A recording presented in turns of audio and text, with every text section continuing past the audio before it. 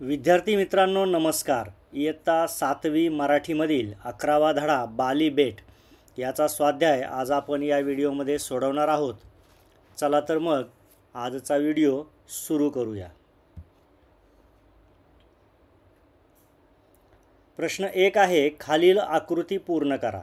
या ठिकाणी आपल्याला एक मुद्दा दिलेला आहे आणि त्याच्या भोवती 4 चौकटी दिलेल्या आहेत। त्या चौकटींमध्ये योग्य शब्द भरून आपल्याला आकृती पूर्ण करायची आहे। तर आपल्याला जो मुद्दा दिलेला आहे तो आहे बाली बेटावरील विविध ललित कला। बाली बेटावर ज्या विविध ललित कला आहेत त्या 4 चौकटींमध्ये आपल्याला लिहायच्या आहेत।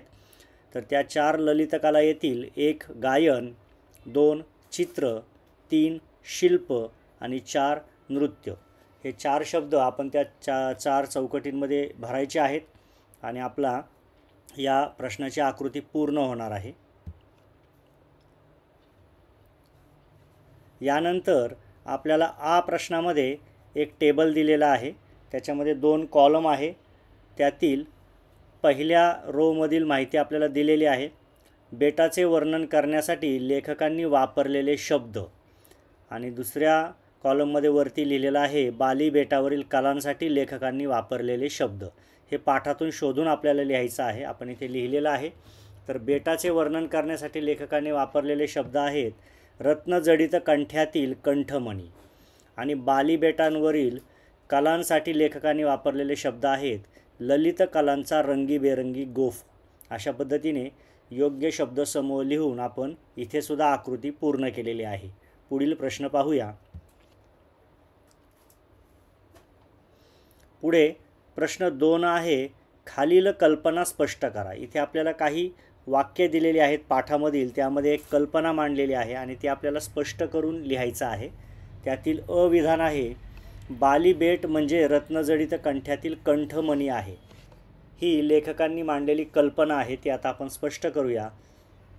एखादा रत्नजडित कंठा फेकून दिल्यावर त्यातील मणी सभोवार पसरावेत तसा पाचूच्या बेटांचा पुंजका म्हणजे इंडोनेशिया देश आहे। त्या कंठमण्यातील महत्त्वाचा मुख्य कंठमणी असतो तसे बाली बेट आहे, म्हणून बाली बेट हे रत्नजडित कंठ्यातील कंठमणी आहे असे लेखक म्हणतात। तर बाली बेट हे रत्नजडित कंठ्यातील कंठमणी कशा प्रकारे आहे हे आपण इथे स्पष्ट केलेलं आहे। पुढे दुसरी कल्पना आहे, बाली हा टुरिस्टांचा स्वर्ग आहे। इथे टुरिस्ट म्हणजे प्रवासी, तर हा टुरिस्टांचा स्वर्ग आहे असे लेखकाने म्हटले आहे। ही कल्पना स्पष्ट करूया। बालीचे पर्यटन खाते हे अतिशय तत्पर आहे। या ठिकाणी असणारे अधिकारी बालीमध्ये येणाऱ्या पर्यटकांचे मनपूर्वक स्वागत करतात, म्हणून बाली हा टुरिस्टांचा स्वर्ग आहे असे लेखक म्हणतात। यानंतर पुढे दिलेलं आपल्याला वाक्य आहे, ह्या बेटावर घड्याळ नावाची गोष्ट नाही। आता ही कल्पना आपण स्पष्ट करूया। लेखक जेव्हा बालीमधील हॉटेल सागर बीचमध्ये अपरात्री दाखल झाले तेव्हा त्या हॉटेलमधील स्वागत विभागामध्ये काम करणारे चपल तरुण चेहऱ्यावर जागरणाचा यत्किंचितही ताण न दाखवता स्वागत करत होते। यावरून लेखक म्हणतात की या बेटावर घड्याळ नावाची गोष्ट नाही। यानंतर ई विधान आहे, बाली बेटावरील बाग एखाद्या एकत्र कुटुंबासारखी वाटत होती। आता ही कल्पना आपण स्पष्ट करूया। सागर बीच हॉटेलातील बगीच्यामध्ये माडा पोफळीच्या राया होत्या। या बगीच्यामधून फिरताना जणू काही ती झाडेच कोणी मंडळी आले आहेत म्हणून लेखकांकडे पाहत आहेत असे लेखकांना वाटत होते। फुलांनी बहरलेली रोपटी होती। तेथील फुलबागा भल्या पहाटेही टवटवीत होत्या। वेलींचेही अंगधुणे झाले होते। वृद्ध वृक्षांचा समुदाय तेवढा अजून झोपलेल्या डुलक्या देत होता। काही जागी काही झोपलेली अशी त्या सागर बीच हॉटेलातील ती बाग एखाद्या मुलामाणसांनी लेकी सुनांनी भरलेल्या नांदत्या गाजत्या एकत्र कुटुंबासारखी वाटत होती। या बाली बेटावरील जी बाग होती त्या बागेतील जे सर्व झाडे होती, रोपे होती, या सर्वांची तुलना लेखकाने एखाद्या कुटुंबासारखी केली आहे आणि त्यामुळेच बाली बेटावरील बाग एकत्र कुटुंबासारखी वाटत होती अशी कल्पना त्यांनी मांडलेली आहे। ही कल्पना आपण या उत्तरामध्ये स्पष्ट केलेली आहे। पुढील प्रश्न पाहूया। प्रश्न 3 आहे, खालील मुद्द्यांच्या आधारे बाली बेटाची माहिती लिहा. या ठिकाणी आपल्याला एक आकृती दिली आहे. आकृतीच्या मध्यभागी बाली बेट आहे आणि त्याच्या भोवती आपल्याला 5 मुद्दे दिलेले आहेत. बाली बेटाचे स्थान, बाली बेटावरील घरे व हॉटेल्स, बाली बेटावरील टुरिस्ट खात्याची तत्परता, तेथील निसर्ग सौंदर्य आणि या बेटाचे बदलते रूप. या 5ही मुद्द्यांच्या संदर्भात एक एक मुद्दा लिहून आपल्याला या बाली बेटाची माहिती लिहायची आहे. आपण पाहूया. या 5 मुद्द्यांना अनुसरून आपण 5 वाक्यांमध्ये ही माहिती लिहिलेली आहे. त्यातील पहिलं वाक्य आहे, इंडोनेशियातील बेटांच्या समूहामध्ये बाली हे बेट स्थित आहे. या ठिकाणी आपण बाली बेटाचं स्थान स्पष्ट केलेलं आहे. यानंतर या ठिकाणी असणारी घरे व हॉटेल्स ही निसर्गरम्य परिसरात स्थित आहेत. झापांची छपरे असलेली घरे या ठिकाणी पाहायला मिळतात. या आकृतीमधील आपला दुसरा मुद्दा होता घरे व हॉटेल्स, तो आपण या दुसऱ्या मुद्द्यामध्ये वाक्यामध्ये घेतलेला आहे. यानंतर आपल्या आकृतीमध्ये तिसरा मुद्दा होता टुरिस्ट खात्याची तत्परता, तर आपण त्या संदर्भात माहिती लिहूया. या ठिकाणी पर्यटन खात्यामध्ये असणारे अधिकारी पाहुण्यांचे मनपूर्वक स्वागत करतात. यानंतर निसर्ग सौंदर्य होतं, तर समुद्रकिनारी हॉटेलमध्ये गर्द बगीचा आहे. या बगीचात माड आणि पोफळींखेरीज इतर अनेक झाडे आहेत. आणि शेवटी होतं या बेटाचे बदलते रूप, त्याविषयी लिहूया. डोक्यावर विमाने घरघरू लागली आहेत. रेडिओने उरलेल्या जगाशी त्यांना जखडले आहे. अशा पद्धतीने दिलेल्या आकृतीतील मुद्द्यांनुसार आपण इथे माहिती लिहिलेली आहे. ही माहिती तुम्ही आणखी काही वाक्य वाढवून मोठीसुद्धा लिहू शकता. तर तुम्ही यामध्ये वाक्य वाढवून लिखाणाचा प्रयत्न करायचा आहे. पुढे प्रश्न 4 आहे, खालील ओळींचा तुम्हाला समजलेला अर्थ लिहा. इथे आपल्याला पाठातील काही ओळी दिलेल्या आहेत आणि त्यातून आपल्याला काय अर्थ समजतो ते आपल्याला लिहायचं आहे. त्यातील पहिली ओळ आहे, पहाटेला स्वप्नांची परिसमाप्ती होते म्हणतात. याचा अर्थ लिहूया. झोपेत रात्री स्वप्ने पडतात. या स्वप्नांची दुनिया अद्भुत व रम्य असते. पहाटे जाग आल्यावर ही स्वप्नांची दुनिया निघून जाते.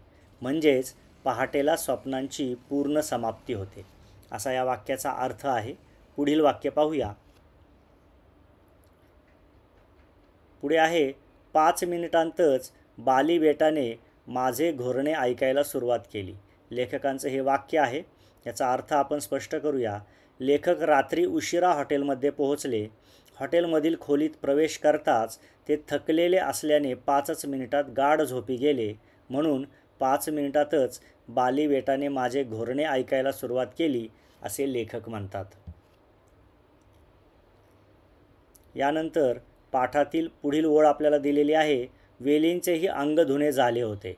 तर याचा आपल्याला अर्थ स्पष्ट करायचा आहे. सागर बीच हॉटेलच्या बगीच्यामध्ये असणाऱ्या वेली या सकाळी पडणाऱ्या दवामुळे ओल्या झाल्या होत्या. ते पाहून जणू काही वेलींची आंघोळ झाली आहे अशी कल्पना करून लेखक म्हणतात की वेलींचेही अंग धुणे झाले होते. यानंतर पुढील ओळ आहे, त्या भाटांची उणीव मी माझ्या गाण्याने भरून काढत होतो. याचा अर्थ पाहूया. पूर्वी राजदरबारी गायक असत, त्यांना भाट असे म्हटले जात असे. पक्षी म्हणजे सृष्टीचे भाट आहेत. पहाटे पक्ष्यांची किलबिल ऐकून लेखकाला किलबिल ऐकू आली नाही, म्हणून तेच गाणे गाऊ लागले. पक्षीरूपी भाटांची कमतरता लेखकांनी स्वतःच्या गाण्याने भरून काढली, असा वरील ओळीचा अर्थ होतो. यानंतर आपल्याला विचार करा व सांगा या भागामध्ये 2 प्रश्न दिलेले आहेत. या 2 प्रश्नांची उत्तरे विचार करून आपल्या मतानुसार आपल्याला लिहायची आहेत. यातील आपल्याला पहिला प्रश्न दिलेला आहे, बाली बेटावर पक्षी का नसतील. पाठामध्ये असा उल्लेख आलेला आहे की बाली बेटावर लेखकांना अजिबात पक्षी दिसले नाहीत. तर आपल्याला अंदाज करायचा आहे बाली बेटावर पक्षी का नसतील. उत्तर पाहूया. बाली बेटावर कदाचित शहरीकरण किंवा यांत्रिकीकरण जास्त झालेले असेल, त्यामुळे तेथे पक्षी नसतील, हा एक अंदाज आहे. त्याचबरोबर किंवा बाली बेटावर पक्षी असतील परंतु लेखकाला त्यांच्या तेथे राहण्याच्या कालावधीत ते दिसले नसतील, अशी सुद्धा एक शक्यता आहे. तर इथे तुम्ही तुमच्या विचारानुसार बाली बेटावर पक्षी का नसतील हे लिहायचं आहे. विचार करा व सांगा यामधील दुसरा प्रश्न आपल्याला दिलेला आहे, आज शहरात चिमण्या का दिसत नाहीत? तर याचं उत्तर आपण पाहूया. आज शहरात चिमण्या न दिसण्याची कारणे पुढीलप्रमाणे असू शकतात. 1. शहरात इमारतींमुळे झाडांची संख्या खूप कमी झाली आहे. 2. शहरात मोबाईल टॉवर्सचे प्रमाण खूप वाढले आहे. आणि 3. शहरात ध्वनी प्रदूषण वाढले आहे. या ठिकाणी शहरात चिमण्या का दिसत नाहीत याविषयी तुम्हाला आणखी काही कारणे लक्षात येत असतील तर ती तुम्ही इथे लिहायची आहेत. पुढील प्रश्न पाहूया. यानंतर स्वाध्यायातील खेळूया शब्दांशी हा भाग आहे. त्यातील प्रश्न अ आहे, खालील शब्दांचा अर्थ समजून घ्या. त्यामध्ये आपल्याला पहिला अ शब्द दिलेला आहे, टुरिस्टांचा स्वर्ग. तर याचा अर्थ समजून घेऊया. पर्यटक लोकांसाठी बाली हे बेट अत्यंत सुखकारी असल्याने त्याला टुरिस्टांचा स्वर्ग असे म्हटले आहे, असा याचा अर्थ होतो. यानंतर पाठामधील दुसरा एक शब्द आलेला आहे, किर्र जंगल. याचा अर्थ होतो घनदाट जंगल, असे जंगल की त्यामध्ये झाडींचं प्रमाण खूप जास्त आहे. यानंतर आहे अश्राप माणसे. याचा अर्थ होतो मनाने निर्मळ, अतिशय भोळी भाबडी माणसे. पुढे आहे गाणारे भाट. याचा अर्थ होतो राजदरबारी असणारे गायक. त्यानंतर आहे तंबूतला सिनेमा. याचा अर्थ होतो गावोगावी तंबू ठोकून त्यामध्ये सिनेमा दाखवणे. अशा पद्धतीने दिलेल्या शब्दसमूहांचे अर्थ आपण या ठिकाणी पाहिलेले आहे. पुढील प्रश्न पाहूया. पुढे आपल्याला आ प्रश्न आहे, खालील शब्दांचे प्रत्येकी 2 भिन्न अर्थ लिहा. यामध्ये आपल्याला काही शब्द दिलेले आहेत आणि त्यांचे 2 अर्थ होतात, ते आपल्याला लिहायचे आहेत. त्यामधील अ आहे अभंग. अभंग या शब्दाचे 2 अर्थ होतात, ते आपण लिहूया. पहिला अर्थ होतो ओव्यांमध्ये असलेला एक मराठी छंद प्रकार आणि दुसरा होतो कधीही न भंगणारे. अभंगामध्ये ओव्यांमध्ये असलेला एक मराठी छंद प्रकार आहे.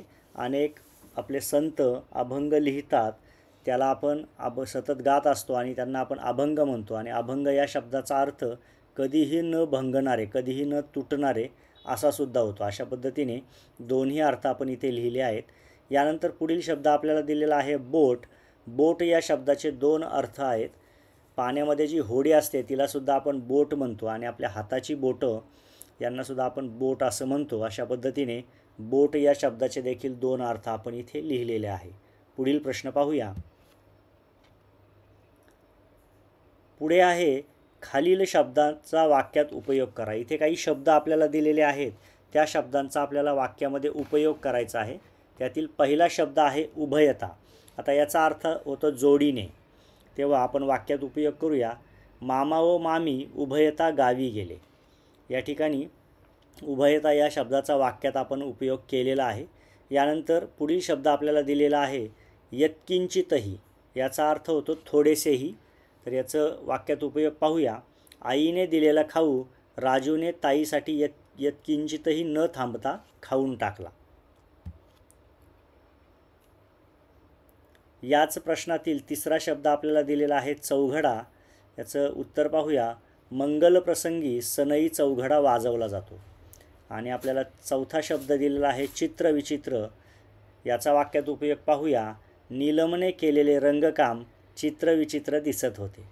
अशा पद्धतीने दिलेल्या शब्दांचा आपण वाक्यात उपयोग केलेला आहे. पुढील प्रश्न पाहूया. यानंतर आपल्याला माहिती मिळवूया हा स्वाध्यायाचा भाग आहे. यामध्ये आपल्याला एक जाहिरातीचं चित्र दिलेलं आहे. ही जाहिरात लक्ष्मी टूर्स कंपनीची आहे. पहिल्यांदा आपण जाहिरातीचे वाचन करूया.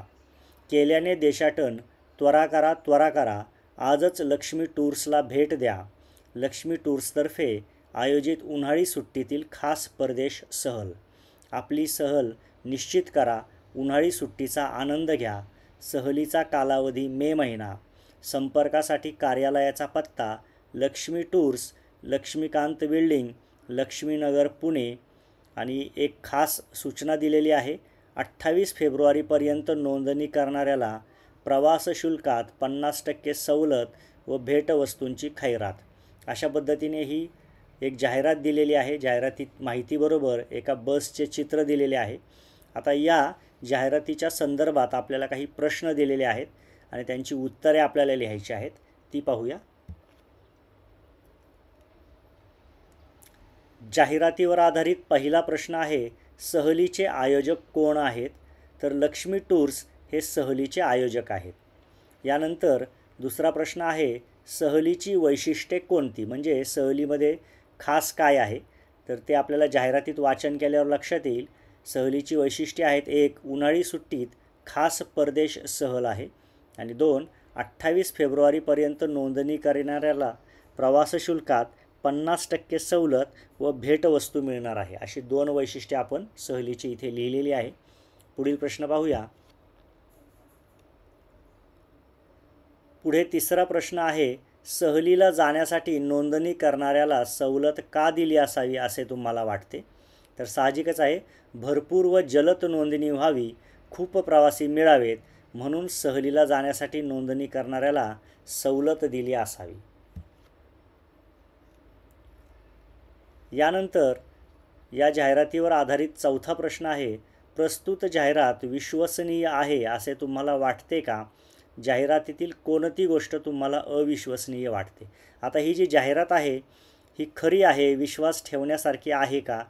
हा पहिल्यांदा आपल्याला विचार करायचा आहे, आणि आपल्याला या जाहिरातीमध्ये काय चुकीचे वाटते ते इथे लिहायचं आहे. तर उत्तर पाहूया. प्रस्तुत जाहिरात विश्वसनीय नाही असे वाटते. आता याचं कारण देऊया. जाहिरातीत परदेश सहल म्हटले आहे व चित्र बसचे दिले आहे. आता हे थोडंसं विसंगत आहे, कारण परदेश सहल असेल तर तिथे विमानाचं चित्र हवं, तर बसचं चित्र देणं हे थोडं विसंगत आहे. त्याचबरोबर सहलीच्या तारखा न देता फक्त मे महिना असे दिले आहे.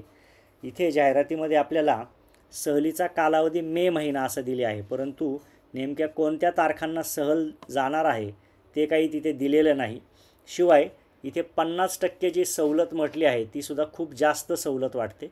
अशा पद्धतीने काही गोष्टी अशा आहेत की त्यामुळे ही जाहिरात विश्वसनीय नाही असे वाटते.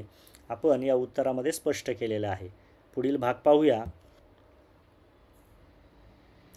यानंतर आपण समजून घेऊया हा स्वाध्यायातील भाग आहे. यामध्ये आपल्याला खाली 4 चित्रे दिलेली आहेत. त्या 4 चित्रांमध्ये जी व्यक्ती किंवा जो मुलगा आहे त्याचे वेगवेगळे हावभाव आहेत, आणि त्यानुसार खाली 4 वाक्ये दिलेली आहेत. तर आपल्याला ती वाक्ये वाचायची आहेत. पहिल्या चित्रामध्ये मुलाला कोणीतरी शाबासकी देत आहे आणि वाक्य दिलेलं आहे, शाब्बास, चांगले काम केलेस बाळा. यानंतर दुसऱ्या चित्रामध्ये चेहरा दुःखी दिसत आहे आणि वाक्य आहे, अरे रे, फार वाईट झाले. यानंतर तिसऱ्या चित्रामध्ये भीती आणि आश्चर्य चेहऱ्यावर दिसत आहे, बाप रे, केवढा मोठा साप. आणि चौथ्या चित्रामध्ये आनंदी चेहरा दिसत आहे, आहा हा, पिसारा फुलवलेला मोर, असं वाक्य तिथं दिलेलं आहे. या ठिकाणी प्रत्येक वाक्यामध्ये उद्गार चिन्ह आलेलं आहे. आता याविषयी थोडीशी माहिती घेऊया. वरील वाक्यातील शाब्बास, अरे रे, बाप रे, आहा हा ही केवल प्रयोगी अव्यये आहेत. या शब्दांना उद्गारवाचक शब्द असेही म्हणतात. वा, आहा, आहा हा, अरे रे, अबब, बाप रे, ठीक, अहम, छे ही काही केवल प्रयोगी अव्यये आहेत. तुम्हाला आणखी काही सुचतात का पहा आणि लिहून काढा. तर इथे केवल प्रयोगी वाक्य आलेली आहेत, अव्यये आलेली आहेत, त्यांनाच आपण उद्गारवाचक शब्द असेही म्हणतो. एखादी भावना आपल्या मनात आल्यानंतर आपल्या तोंडून विशेष असे उद्गार निघतात, त्यांना आपण केवल प्रयोगी अव्यय म्हणतो, उद्गारवाचक शब्द म्हणतो. काही उद्गारवाचक शब्द किंवा केवल प्रयोगी अव्यय आपल्याला या ठिकाणी दिलेली आहेत. आता अशी आणखी काही केवल प्रयोगी अव्यय आपल्याला माहिती असलेले आपल्याला लिहायचे आहेत, ते आपण लिहूया.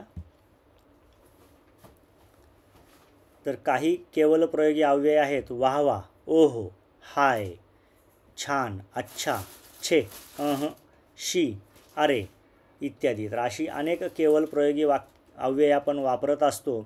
त्यापैकी काही आपण या ठिकाणी लिहिलेली आहेत. पुढील भाग पाहूया. यानंतर स्वाध्यायाच्या शेवटच्या भागामध्ये आपल्याला वाहतूक सुरक्षेविषयी घोषवाक्य बनवायला सांगितलेली आहेत. आपण इथे 3 घोषवाक्य बनवून लिहिलेली आहेत. त्यातील पहिलं आहे, वेग बेताचा, प्रवास सुखाचा. दुसरा आहे, लवकर निघा, सुरक्षित पोहोचा. आणि तिसरा आहे, नियम पाळा, अपघात टाळा. अशा पद्धतीने आपण वाहतूक सुरक्षा संदर्भात काही घोषवाक्य या ठिकाणी लिहिलेली आहेत. आणखी काही घोषवाक्य तुम्ही बनवून यामध्ये भर टाकून लिहू शकता. या ठिकाणी पाठावरील स्वाध्याय पूर्ण झालेला आहे. स्वाध्यायातील सर्व प्रश्नांची उत्तरे आपण व्यवस्थितपणे पाहिलेली आहेत. त्या सर्वांचा व्यवस्थित वाचन करा, अभ्यास करा आणि आपल्या वहीमध्ये सुंदर हस्ताक्षरात हा स्वाध्याय लिहून काढा. आजचा व्हिडिओ या ठिकाणी पूर्ण होत आहे. धन्यवाद.